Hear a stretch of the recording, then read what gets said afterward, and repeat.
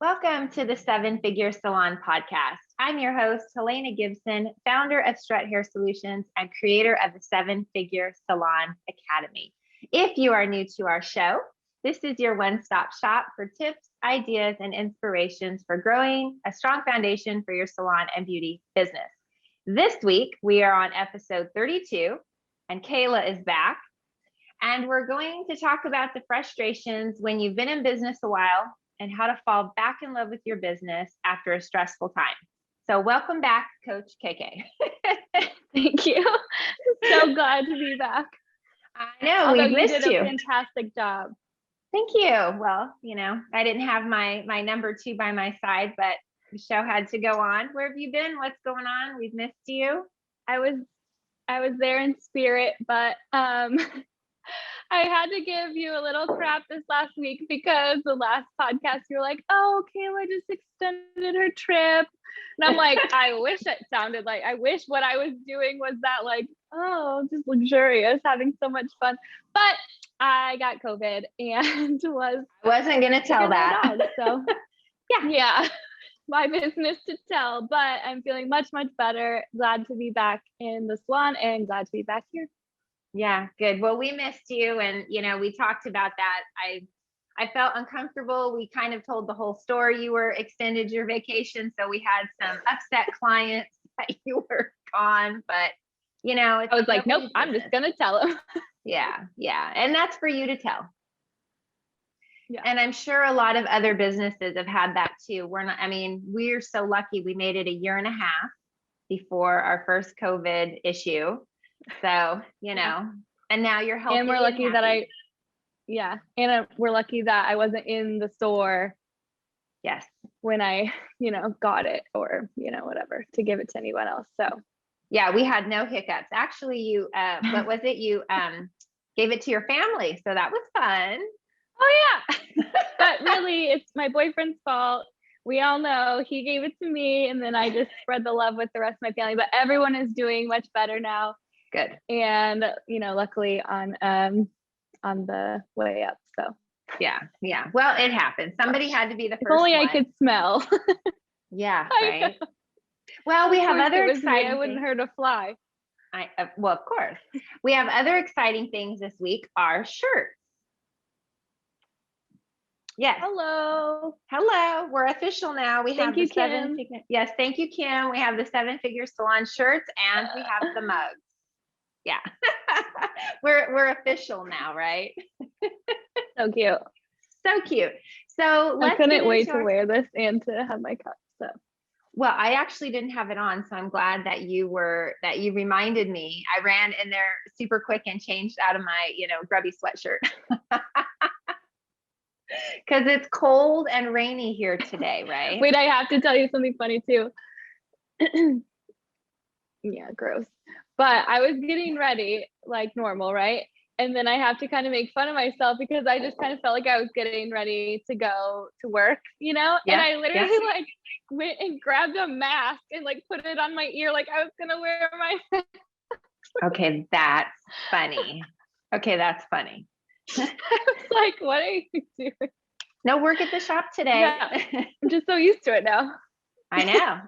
Now that you're back, and that's why this is so relevant. Yeah. You inspired me with this topic when we did your review last week about, do you love it? And Steve Jobs used to say when he would hire people, by the time you got to his office, it wasn't about your skill. It was, were you going to fall in love with Apple?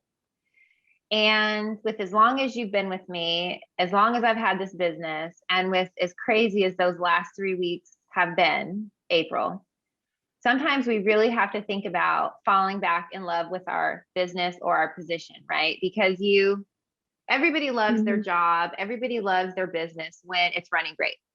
When the clients are happy, when you're hitting your huge bonus, right? Everybody loves it.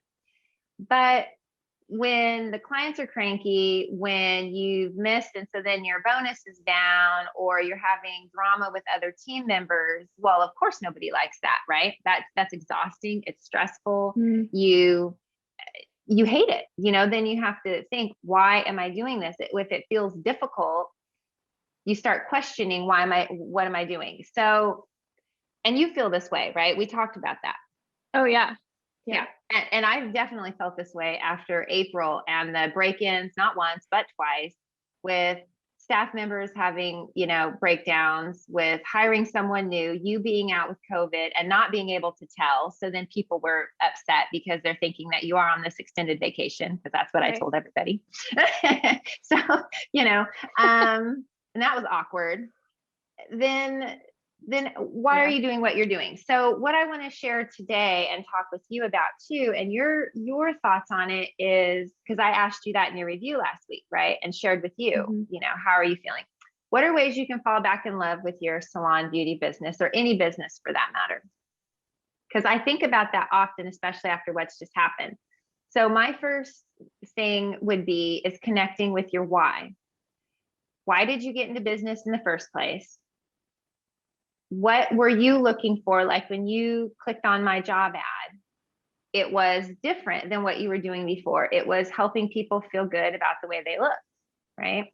Mm-hmm. And it's like a relationship. When you have a boyfriend, a husband, you have to remind yourself when they stress you out and things are icky and feeling gross, you have to think, okay, why did I fall in love with him again? And it's kind of the same thing with your business. Do you struggle with that? And what do you do to get past that? Because you'll be 5-year anniversary this summer with us. I know. Yeah, I definitely agree with you, or I feel that way. Even just being off for 2 weeks, I was so excited to go back, but because of the issues that had been happening, I had a little anxiety about it at the same time. But I think at the end of the day, like looking at the bigger picture also helps. It's like we do help women every single day. I do thoroughly enjoy helping those women feel good about themselves. That's why I got into it in the first place. I knew I still wanted to be in the hair industry. I just didn't want to be in the position that I had been in before, right? So I missed my clients. I missed like the coworkers. I missed the whole atmosphere, and just not being sick on my couch for whatever. But so I feel like I was kind of feeling that burnout a little bit right before. So it was nice to have a little bit of a break, even though I was sick, because it gave me a lot of time to really think and get my mind ready to come back strong and get back into it. Agreed. Yeah, a vacation. And we had a great week, so yes, we did. A vacation, whether sick or well. I leave for Florida on Friday, which Saturday. My mom comes on Friday, which I'm so looking forward to. And it was funny because my friend that I'm going with, and she said, "So what do you want to do?" And all this, I said, "Nothing. I just want to relax after the month that I've had. I want to read and turn my phone off," which we all know I won't do, but it sounds nice. And just chill. Yeah, exactly. And just relax. So that way, when I come back, I'm fully recharged, because it's a lot of rest and recover.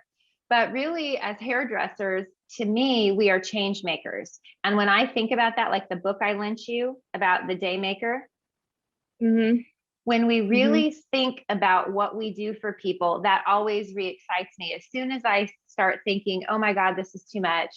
They broke in twice. That's it. I'm done. I'm getting rid of the store. I don't want it anymore, or something like that. Then I think of what that does. Then I think of also the leader that I am and my purpose with that, for you, for the team in Fresno, for our clients with the podcast and all these things. And then that excites me to see like who you were when you started with me 5 years ago, to who you are now on this podcast, running the store, all of the amazing things that you do with me. You are like night and day.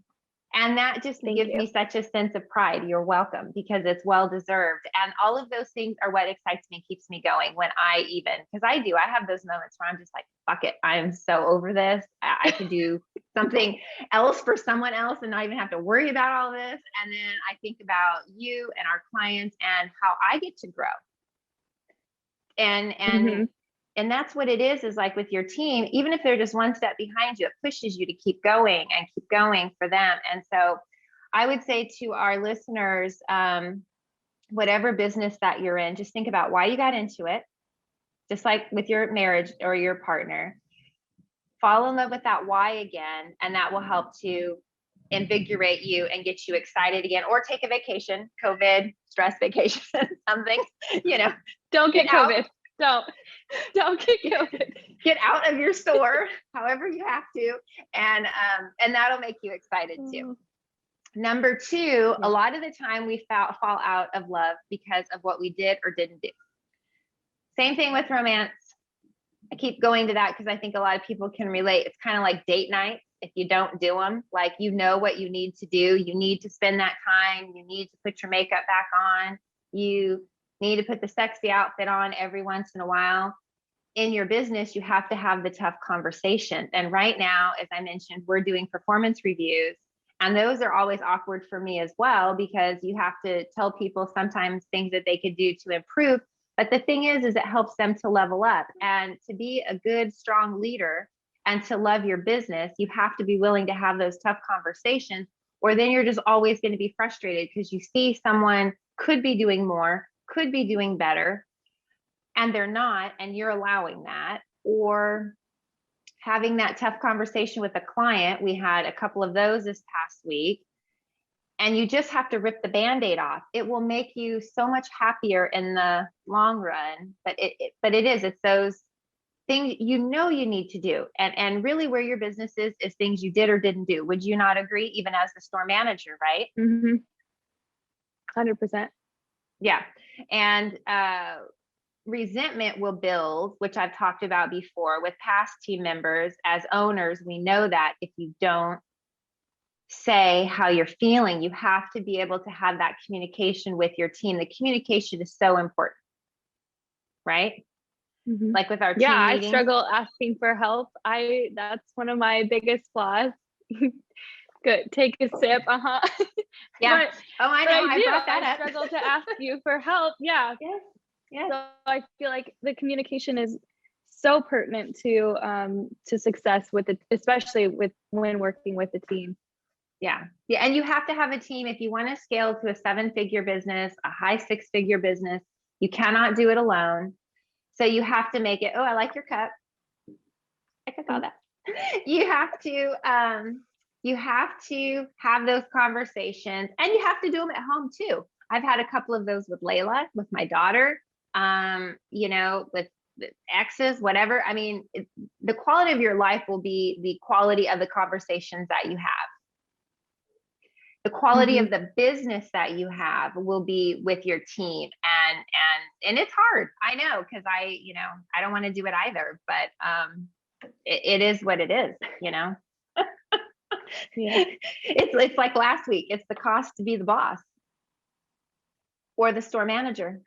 For sure. Yeah, definitely. So number 3 goes with number 2 is problems won't fix themselves. So you can't ignore them because they only fester and get bigger.